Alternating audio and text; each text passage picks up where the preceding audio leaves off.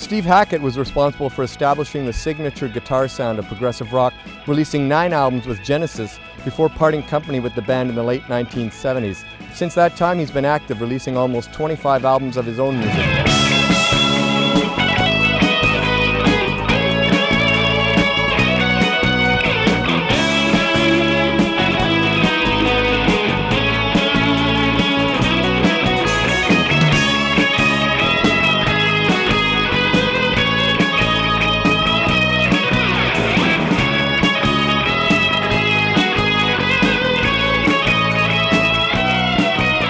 When someone comes up to you and talks to you about something that you recorded 30 years ago, even if you have 25 albums since then, it doesn't bother you at all?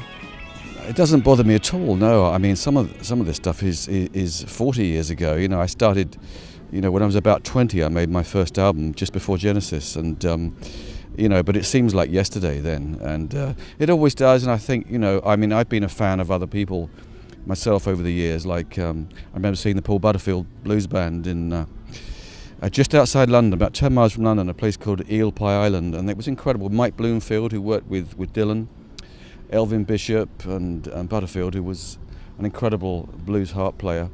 And for me, they only played to about 20 people. I mean, they must have figured that tour was a complete failure. But Clapton says the same thing, which is, how is that possible? A band that great? But at that time, of course, you didn't have the internet. You didn't have, the word of mouth.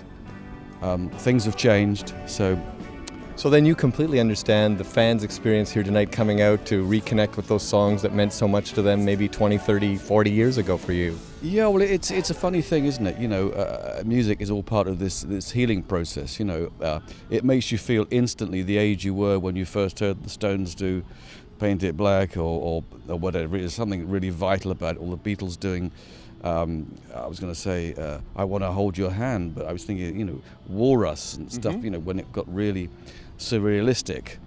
But it's all timeless stuff. So, but it isn't all timeless. Some stuff does remain. So what explains the progressive rock stuff that you did with Genesis that has made it timeless? Because not everything does remain timeless.